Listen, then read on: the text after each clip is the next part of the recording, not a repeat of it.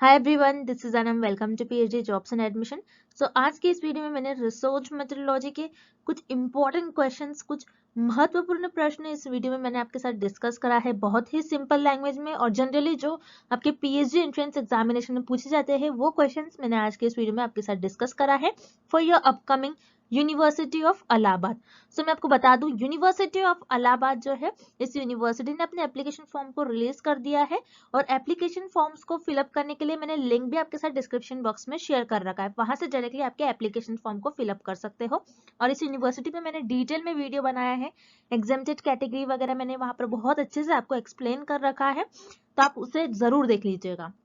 अब उसी के साथ साथ मैं आपको बता दूं, इस यूनिवर्सिटी ने अपने एग्जामिनेशन डेट अभी तक रिलीज नहीं करी है, लेकिन पीएचडी एंट्रेंस एग्जामिनेशन का जो पेपर पैटर्न है वो कुछ इस तरीके से होगा कि आपका पेपर दो सेक्शंस में डिवाइड होता है, section A and section B.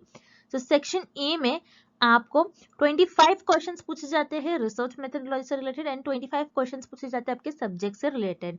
And section B में आपको आपके सब्जेक्ट से रिलेटेड कुछ क्वेश्चंस पूछे जाएंगे, जो आपको लॉन्ग आंसर टाइप क्वेश्चंस पूछे जाते हैं।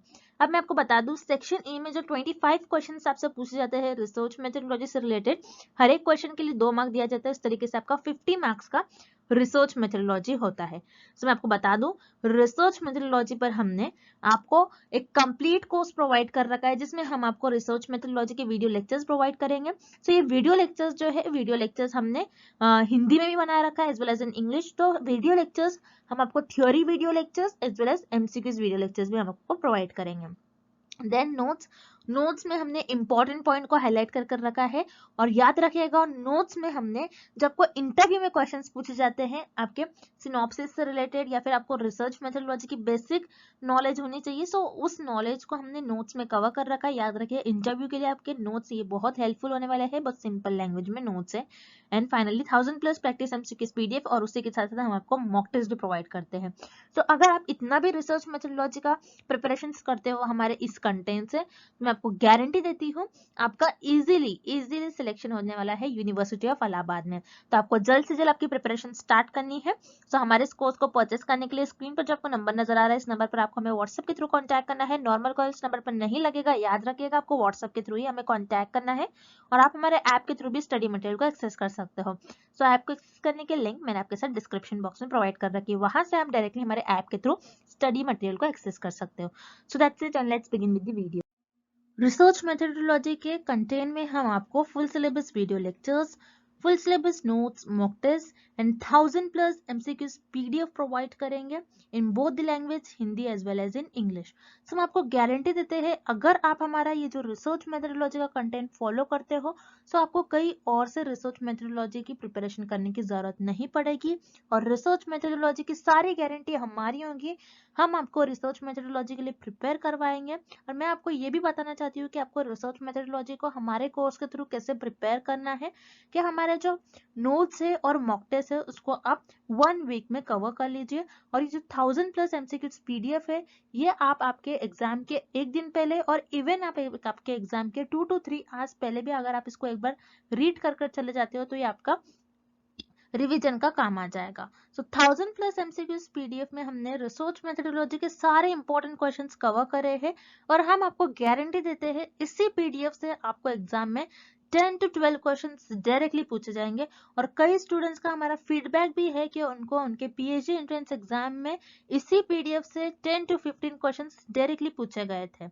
और इसी के साथ साथ मैं आपको ये भी बताना चाहती हूँ, जैसे मैंने आपको बता दिया, रिसर्च मेथोडोलॉजी की प्रिपरेशन आप 1 वीक में ही कवर कर सकते हो, ताकि आपका जो बचा हुआ टाइम है वो आप आपका सेक्शन बी, जो कि आपका सब्जेक्ट स्पेसिफिक होता है, उस पर स्पेंड कर सकते हो। अगर आपके पास सेक्शन बी का स्टडी मटेरियल नहीं है, तो हम सेक्शन बी का भी स्टडी मटेरियल प्रोवाइड करते हैं। सो कोर्स को ज्वाइन करने के लिए आपको इस नंबर पर हमें कॉन्टैक्ट करना है। And fee for the course is just 499। And let's begin with the video. Dash एक परिकल्पना का स्रोत नहीं है। Dash is not a source of a hypothesis. So इस प्रश्न में हमें पता करना है कि दिए गए विकल्पों में से कौन सा एक ऐसा विकल्प है जिसकी मदद से हम हाइपोथेसिस का स्रोत नहीं कर सकते हैं। यानी दिए गए ऑप्शंस में से कौन सा एक ऐसा ऑप्शन है जिसकी हेल्प से आप हाइपोथेसिस को ले डाउन नहीं कर सकते हो, ना ही हाइपोथेसिस का बना सकते हो। अब इस प्रश्न में के एक वर्ड आ रहा है, एक टर्म आ रहा है जो कि बहुत इंपॉर्टेंट है, हाइपोथेसिस यानी परिकल्पना। ये होती क्या है, आपको पहले इसका अर्थ पता होना चाहिए, तभी आप इस प्रश्न को सॉल्व कर पाओगे। सो परिकल्पना, हाइपोथेसिस, एक टेंटेटिव स्टेटमेंट होता है। ओके, टेंटेटिव स्टेटमेंट होता है। अब टेंटेटिव स्टेटमेंट का अर्थ क्या होता है, इसका मीनिंग क्या होगा? टेंटेटिव का मतलब क्या होता है, कुछ समय के लिए आप मान लेते हो कि ऐसा करने से ऐसा हो सकता है, उसे हम कहते हैं टेंटेटिव। ओके, मतलब टेम्पररी, आप कुछ समय के लिए मान लेते हो ऐसा करने से हो सकता है आगे चलकर ऐसा हो जाए। यानी यहाँ पर आप क्या कर रहे हो, भविष्यवाणी कर रहे हो।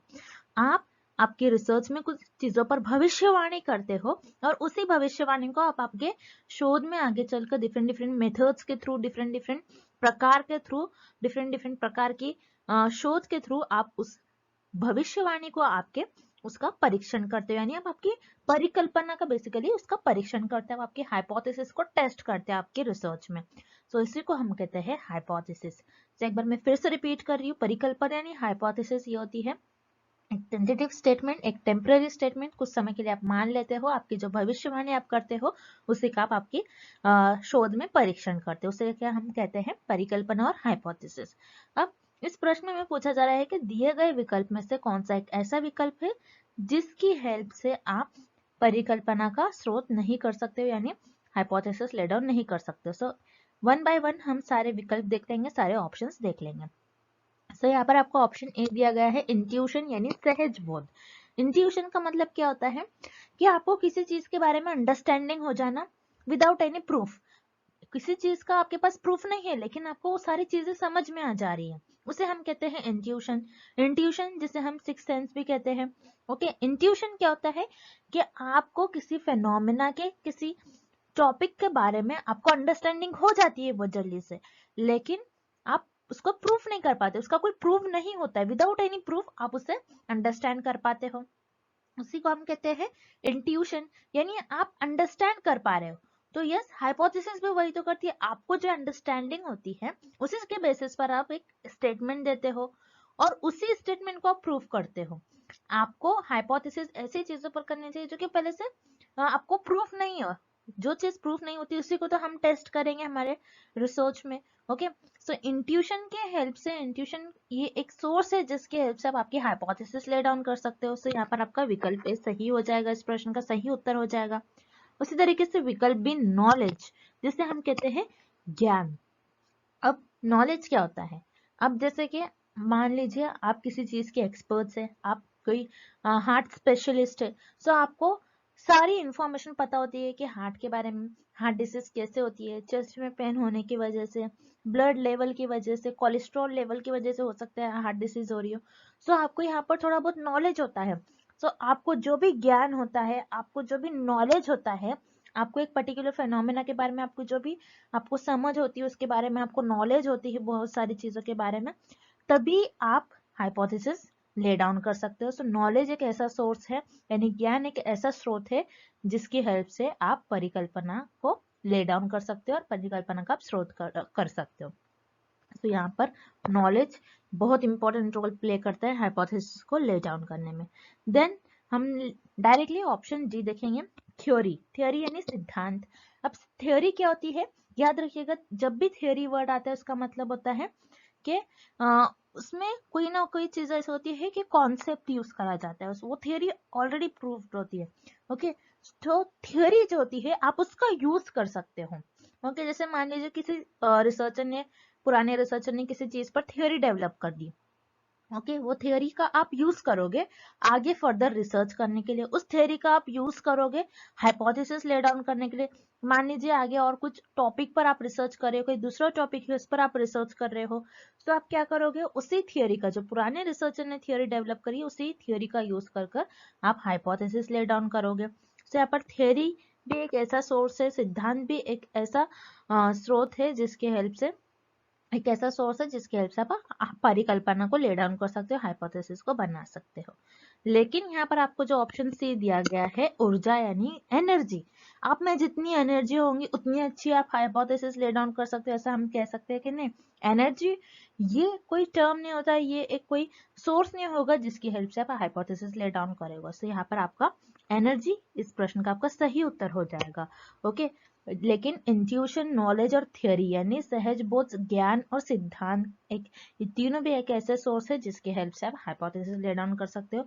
लेकिन सिर्फ और सिर्फ एनर्जी एक ऐसा सोर्स है जिसकी हेल्प से आप हाइपोथेसिस को ले डाउन नहीं कर सकते हो। सो यहाँ पर आपका विकल्प सी इस प्रश्न का सही उत्तर हो जाएगा। अगला प्रश्न, यदि कोई अध्ययन विश्वसनीय है तो इसका अर्थ क्या है? If a study is reliable this means that. So इस प्रश्न में पूछा जा रहा है कि अगर कोई अध्ययन है वो विश्वसनीय है, यानी कोई स्टडी है, अगर कोई स्टडी है ये रिलायबल स्टडी है, तो उसका अर्थ क्या होगा, उसका मीनिंग क्या होगा, उसका डेफिनेशन क्या होगी, उसकी परिभाषा क्या होगी, ये पता लगाना है हमें इस प्रश्न में। सो रिलायबल ये है क्या, पहले तो आपको ये पता होना चाहिए। रिलायबल आपके रिसर्च की कैरेक्टरिस्टिक्स में से एक कैरेक्टरिस्टिक होती है जो कि बहुत इंपॉर्टेंट होती है। सो रिलायबल रिलायबल ये कैरेक्टरिस्टिक होती है रिसर्च की। सो याद रखिएगा, जैसे कि आपको एग्जाम में रिलायबल पूछा गया है तो आपको हो सकता है आपको नेक्स्ट टाइम आपका जो एग्जाम आने वाला है आपके पीएचडी एंट्रेंस एग्जामिनेशन में आपको वैलिड पर आए क्वेश्चन। ओके, अब तो आपको रिलायबल पूछा गया था, अब वैलिड भी आ सकता है। सो देखिए, जैसे कि रिलायबल क्या होता है, पहले तो हम ये देखेंगे, फिर वन बाय वन हम सारे विकल्पों को देखेंगे और पता लगाएंगे कि कौन सा विकल्प इस प्रश्न का हमारा सही उत्तर हो जाएगा। अब रिलायबल क्या होता है? रिलायबल यानी जैसे आप कोई एक्सपेरिमेंट्स परफॉर्म कर रहे हो, आप कोई प्रयोग परफॉर्म कर रहे हो और बार बार चीजों को परफॉर्म करने के बाद आपका सेम मेजरमेंट मिल रहा है, आपको सेम आप मेजर कर पा रहे हो, सेम ही आ रहा है आपका रिजल्ट, तो उसे हम कहते हैं रिलायबल। अब किस तरीके से, ये एक हम उदाहरण के थ्रू देखेंगे, एक एग्जाम्पल के थ्रू हम देखेंगे। अब जैसे मान लीजिए किसी ने अपना वेट चेक करा वेइंग मशीन पर। ओके, वेइंग मशीन पर आप 3 बार मैंने वेट चेक करा। सो हर 3 बार यानी तीनों बार अगर मैं वेट चेक करी तो तीनों बार मेरा 40 केजीज आ रहा है। ओके, तीनों बार वेट करने पर मेरा आ रहा है 40 केजीज।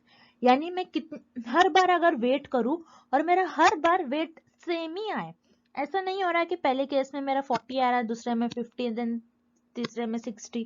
ओके, मतलब मैंने हर बार वेट करा और मैं 4 to 5 टाइम और मैं अगर वेट कर लूं अपना, तो हर वेट में हर 5 टाइम्स अगर मैं वेट कर लूं तो 5 टाइम्स मेरा 40 केजीज ही आ रहा है वेट। तो इस केस में मैं कहूंगी मेरी जो ये मशीन है, मेरी जो वेइंग मशीन है, ये रिलायबल है, क्योंकि ये मुझे हर बार सेम रिजल्ट दे रही है। हर बार मेजर करने पर, हर बार चीजों को मेजर करने पर मुझे सेम रिजल्ट मिल रहा है, मुझे स्टेबल रिजल्ट मिल रहा है, तो उसे हम कहेंगे रिलायबल। सो यही आपको विकल्प बी में भी दिया गया है। The measures device for concept are stable on different occasion, यानी एक ऐसी कॉन्सेप्ट है, एक ऐसी डिवाइस है जो अगर आप मेजर कर रहे हो जिस चीजों को, और मेजर करने बाद डिफरेंट ओकेजन यानी क्या, हर अलग अलग व्यक्ति पर, हर अलग अलग टाइम पर आपको क्या मिल रहा है, सेम ही रिजल्ट मिल रहे हैं, सेम ही मेजरमेंट्स मिल रहे हैं, तो उसे हम कहते हैं रिलायबल। तो आपका इस प्रश्न का बी ऑप्शन आपका सही हो जाएगा। ओके, अवधारणाओं के लिए तैयार किए गए उपाय अलग अलग अवसरों पर स्थिर होता है, यानी आप चीजों को मेजर कर रहे हो, आप माप रहे हो, और आपकी जो डिवाइस है वो आपको अलग अलग अवसरों पर सेम ही रिजल्ट बता रही है। सो ये होती है आपकी रिलायबल। अब जो इनकरेक्ट ऑप्शन है, जो ऑप्शन बच गए हैं, उसे भी हम जल्दी से देख लेते हैं। ऑप्शन ए, विकल्प ए यहाँ पर आपको दिया गया है, it was conducted by reputed of researcher who can be trusted. So reliable study उसे नहीं कहेंगे कि कोई रेप्यूटेड रिसर्चर है, कोई बहुत ज्यादा जिनको बहुत ज्यादा ज्ञान है, बहुत अच्छा रिसर्चर जो है, उन पर हम ट्रस्ट करें। सो वो स्टडी को हम नहीं कहेंगे रिलायबल। सो यहाँ पर आपको विकल्प ए जो दिया गया है ये गलत उत्तर दिया गया है। उस तरीके से विकल्प C, the findings can be generalized to other social setting, यानी आपने जो आपके रिजल्ट आ रहे हैं, ओके, आपके जो भी रिजल्ट आ रहे हैं, आप दूसरे सोशल सेटिंग्स में भी उसको जनरलाइज करते हैं, यानी उसका दूसरे सोशल सेटिंग्स में भी उसका उपयोग कर सकते हो, उसको उस चीजों को आप उसका उपयोग कर सकते हो दूसरे अध्ययन में भी। सो ऐसा नहीं हो सकता है। रिलायबल का मतलब होता है हर बार मेजर करने पे चीजें सेम आए, मेजरमेंट आपको सेम ही मिले। सो यहाँ पर आपका विकल्प सी भी गलत हो जाएगा। उसी तरीके से विकल्प डी, the methods are stated clearly enough for the research to be replicated, यानी अनुसंधान को आप क्या कर रहे हो, दोबारा रिपीट करोगे। ओके, आप क्या कर रहे हो, उसको दोहरा रहे हो, अब फिर से उसको रिपीट कर रहे हो, सो रिपीट करने में, यानी मान लीजिए किसी रिसर्चर ने पहले से ही इंफॉर्मेशन आपकी पहले से ही रिसर्च कर रखी है, तो आपके पास कुछ इंफॉर्मेशन होगी, तो उसके बेसिस पर आप क्या करते हो, उस रिसर्च को रेप्लिकेट करने की कोशिश करते हो, उस रिसर्च को फिर से परफॉर्म करने की कोशिश करते हो। आप देखते हो कि ये नए क्या मिल सकते हैं इससे रिजल्ट, और क्या आ सकते हैं रिजल्ट। सो ये आपकी रेप्लिकेशन हो सकता है, आपकी रेप्लिकेशन की डेफिनेशन होती है, जो कि आपकी ये भी एक कैरेक्टरिस्टिक होती है, लेकिन ये रिलायबल की डेफिनेशन नहीं होगी। सो यहाँ पर आपका विकल्प डी इस प्रश्न का सही उत्तर नहीं होगा। सो इस प्रश्न का आपका सही उत्तर हो जाएगा विकल्प बी, यानी आप ऐसे डिवाइस जिस पर आप कोई चीजों को माप रहे हो, मेजर कर रहे हो, और अलग अलग अवसरों पर आपको सेम ही रिजल्ट मिल रहे हैं, तो उसे हम कहते हैं रिलायबल। अगला प्रश्न, एक शोध डिजाइन क्या है? What is a research design? So इस प्रश्न में पूछा जा रहा है कि शोध की डिजाइन जो होती है, यानी रिसर्च डिजाइन जो होती है, उसकी परिभाषा, उसकी डेफिनेशन, उसका अर्थ क्या होगा, उसका अर्थ, उसकी डेफिनेशन हमें किस विकल्प में दी गया है, हमें ये पता लगाना है। सो रिसर्च डिजाइन याद रखिएगा, आपकी जो रिसर्च प्रोसेस होता है उसका सेकेंड स्टेप होता है। फर्स्ट स्टेप तो आपका रिसर्च प्रॉब्लम होता है, एंड सेकेंड स्टेप आपका रिसर्च डिजाइन होता है। अब रिसर्च डिजाइन क्या होता है? रिसर्च डिजाइन में आप क्या करते हो, शोधकर्ता क्या करते हैं, जो रिसर्चर है वो क्या करते हैं रिसर्च डिजाइन में, आपको ये पता होना चाहिए। सो रिसर्च डिजाइन याद रखिएगा, जिसे हम ब्लूप्रिंट भी कहते हैं। ओके, बहुत इंपॉर्टेंट है, आपको एग्जाम में ये भी पूछा जा सकता है, व्हाट इज अ ब्लूप्रिंट। सो आपको कंफ्यूज नहीं होना है, याद रखना है, रिसर्च डिजाइन को ही ब्लूप्रिंट भी कहते हैं। ओके, रिसर्च डिजाइन का ही दूसरा नाम होता है ब्लूप्रिंट। अब रिसर्च डिजाइन जैसे डिजाइन है, यानी किसी चीज की आप कुछ आप सोचोगे उसके बारे में कि आप किस तरीके से उसको आप परफॉर्म करने वाले हो। सो रिसर्च डिजाइन, रिसर्च को आप किस तरीके से आगे चलकर परफॉर्म करने वाले हो, कौन कौन से स्टेप्स आप परफॉर्म करने वाले हो, कौन सी रिसर्च का, कौन सी शोध का उपयोग कर कर आप आपके रिसर्च परफॉर्म करोगे, कौन सी आप किस तरीके से हाइपोथेसिस ले डाउन करोगे, आप कैसे सैंपल्स बनाओगे, कैसे आप नमूनों को चुनोगे, आप कहाँ से चुनोगे, किस एरिया से चुनोगे, किस पर आप स्टडी परफॉर्म करने वाले हो, उसका सोसाइटी पर क्या बेनिफिट हो सकता है, उसका बेनिफिट, उसका ऑब्जेक्टिव क्या हो सकता है, आप डेटा किस तरीके से कलेक्ट करोगे आपके नमूनों से, आप कहाँ से डेटा कलेक्ट करने वाले हो, आप किस तरीके से डेटा को एनालाइज करने वाले हो, किस तरीके से आप आपके रिजल्ट बताने वाले हो, किस तरीके से आप आपकी रिसर्च करने वाले हो, ये सारे आप आपके रिसर्च डिजाइन में करते हैं।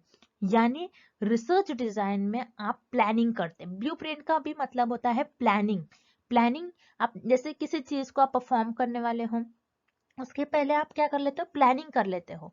आप मान लीजिए आप कहीं जा रहे हो, तो उसके आप पहले से प्लानिंग कर लेते हो कि इतने समय में मैं यहाँ पर रहूंगा, इतने समय में मैं यहाँ पर जाऊंगा। तो उसी तरीके से आप रिसर्च में भी करते हो, क्योंकि रिसर्च जो होता है आपका, ये 1 और 2 मंथ्स का नहीं होता है। रिसर्च आपको 3 to 6 years तक परफॉर्म करना होता है, बहुत लॉन्ग ड्यूरेशन होता है, बहुत लंबा समय होता है।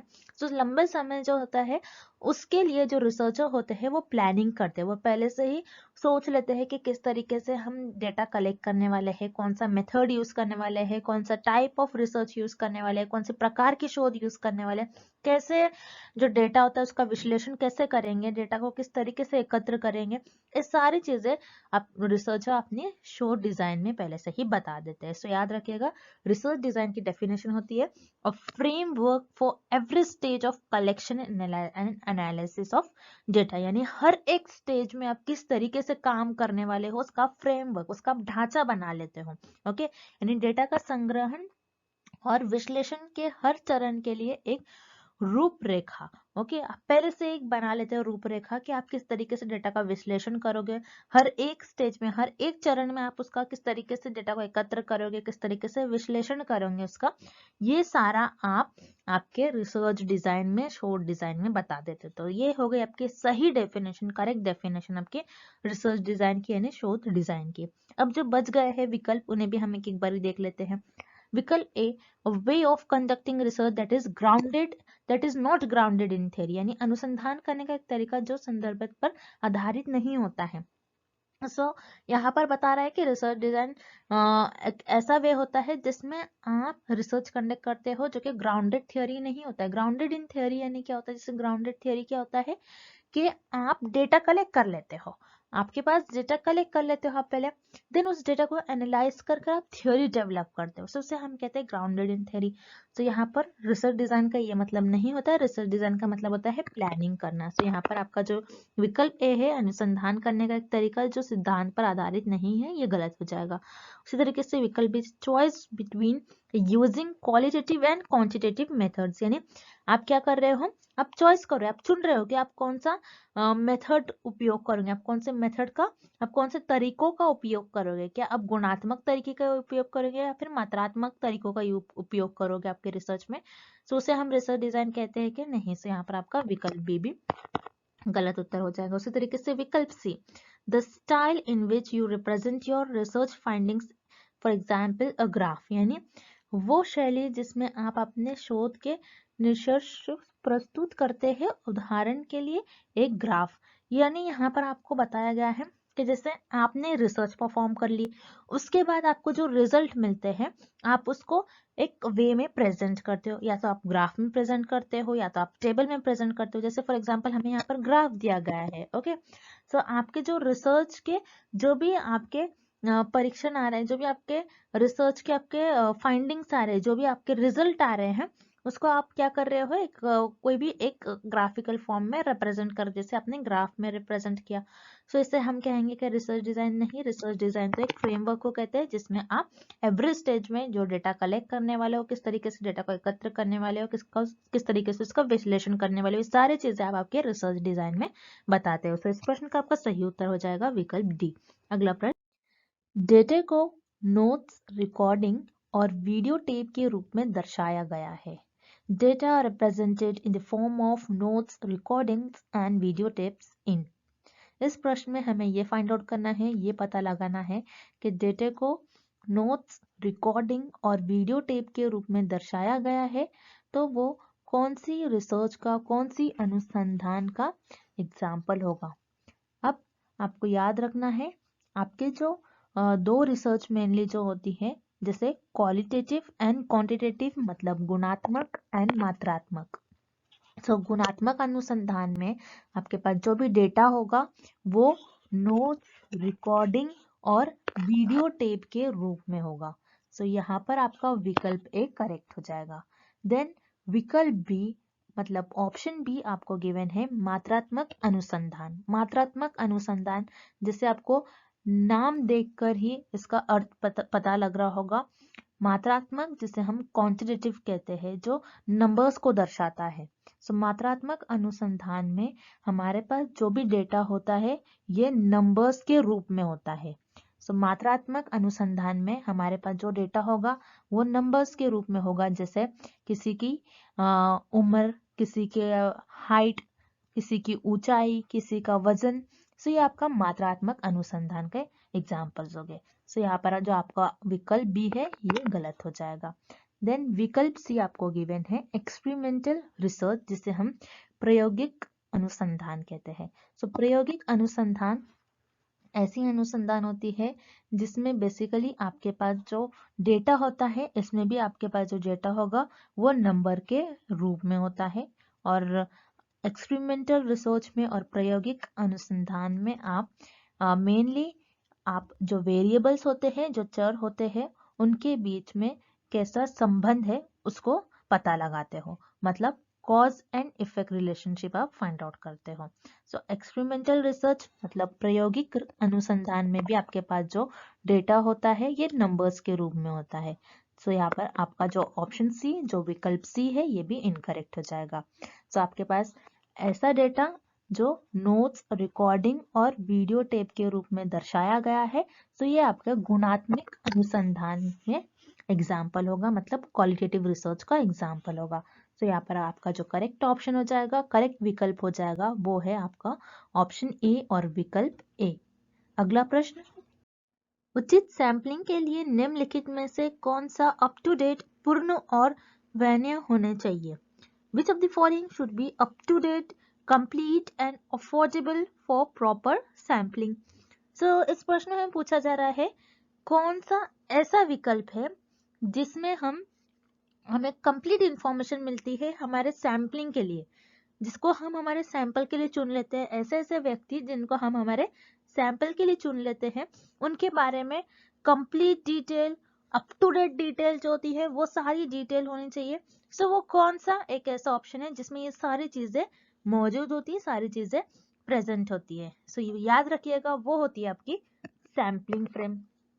अब सैम्पलिंग फ्रेम क्या होता है, जैसे मान लीजिए आप क्या करते हो, पॉपुलेशन होती है आपकी, मान लीजिए ये आपकी पॉपुलेशन है, पॉपुलेशन में से आप कुछ लोगों को ले लेते हो जो कि आपका सैंपल बन जाती है। सो डायरेक्टली आप पॉपुलेशन में से आपके सैंपल्स को नहीं चुनते, आप क्या करते हो, पॉपुलेशन में से लोगों की लिस्ट बना लेते हो। अब जैसे पॉपुलेशन तो बहुत ज्यादा पॉपुलेशन होती है, पूरी पॉपुलेशन पर तो हम रिसर्च नहीं परफॉर्म कर सकते, तो आप क्या करते हो कि पॉपुलेशन लेते हो, पॉपुलेशन में जितने लोग हैं, जैसे मान लीजिए मैं यहाँ पर स्टडी कर रही हूँ, मैं स्टडी कर रही हूँ जो जो लोग स्मोकिंग करते हैं उनके लंग्स पर कैसा अफेक्ट होता है। सो स्मोकिंग करने से लंग पर कैसा अफेक्ट होता है ये स्टडी में परफॉर्म कर रही हूँ, मुझे ये अध्ययन करना है। सो मुझे ऐसे लोगों को अपने सैम्पलिंग फ्रेम में लेना होगा, ऐसे लोगों का मुझे डिटेल, उनका नेम प्रॉपर, उनकी एज, ये सारी इंफॉर्मेशन लिखना होगा एक प्रॉपर एक शीट पर। ओके, सो ऐसे लोग लेना होगा जिनकी जो स्मोकिंग करते हैं। ओके, जो स्मोकिंग नहीं करते उनको तो मैं अपने अध्ययन में नहीं लूंगी, जो स्मोकिंग करते हैं उन्हीं को लूंगी मैं अपनी पॉपुलेशन में से।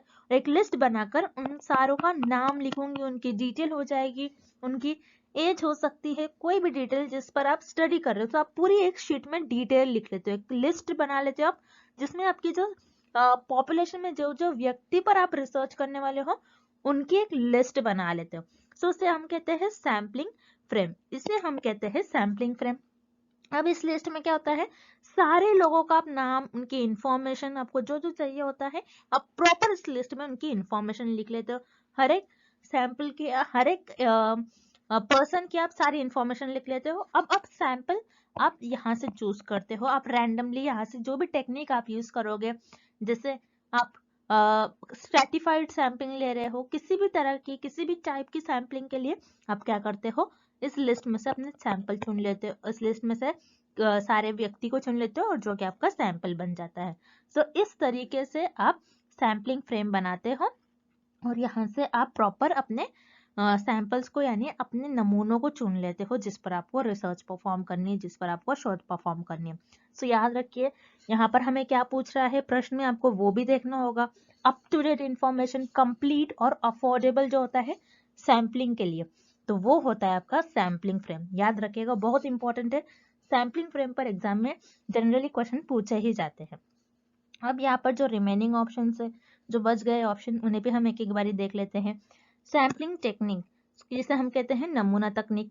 अब नमूना तकनीक क्या होती है, जिसमें आप डिफरेंट डिफरेंट टेक्निक्स के थ्रू, जिससे आप probability sampling, non probability sampling, आप सिंपल रैंडम सैम्पलिंग से आप आपके सैंपल्स को पर स्टडी करोगे, या फिर आप कोई भी सैम्पलिंग मेथड जिस पर आप रिसर्च परफॉर्म करने वाले हो उसे हम कहते हैं सैम्पलिंग टेक्निक। तो बहुत सारे सैम्पलिंग मेथड होते हैं आपके, स्ट्रैटिफाइड, कोटा, क्लस्टर, ये सारे आप परफॉर्म कर आप आपके सैंपल्स पर स्टडी करते हो। तो उसे हम कहते हैं सैम्पलिंग टेक्निक और नमूना तकनीक। सो यहाँ पर नमूना तकनीक में आप प्रॉपर डिटेल नहीं बताते हो। Okay, then रिस्पोंडेंस। रिस्पोंडेंस क्या होते हैं, ये आपके सैंपल से मिलने वाले आपको रिस्पॉन्स, जो लोग आपको रिस्पॉन्स कर रहे हैं, जिनके थ्रू आपको इन्फॉर्मेशन मिल रही है, उसे हम कहते हैं रिस्पोंडेंट, उत्तरदाता है। तो यहाँ पर उत्तरदाता है तो ये हम नहीं कहेंगे कि कंप्लीट डिटेल होती है। तो यहाँ पर आपका विकल्प सी भी गलत हो जाएगा। उसी तरीके से विकल्प D, tools for data collection, यानी डेटा कलेक्ट करने का, डेटा एकत्र करने का टूल, उपकरण। तो ये यहाँ पर आपको पता है डेटा कलेक्शन टूल क्या होते हैं आपके, जैसे क्वेश्चनेयर्स और आपके सारे जो है ऑब्जर्वेशंस, इंटरव्यूज। तो ये सारे होते हैं आपके डेटा कलेक्शन टूल्स, ना के जिसमें आपके पास सारी up to date information present हो। यहाँ पर अभी आपका ऑप्शन डी यानी विकल्प डी गलत हो जाएगा और इस प्रश्न का आपका सही उत्तर हो जाएगा विकल्प बी, सैम्पलिंग फ्रेम नमूना चयन ढांचा। एंड आज के लिए बस इतना ही, and thank you for watching this video.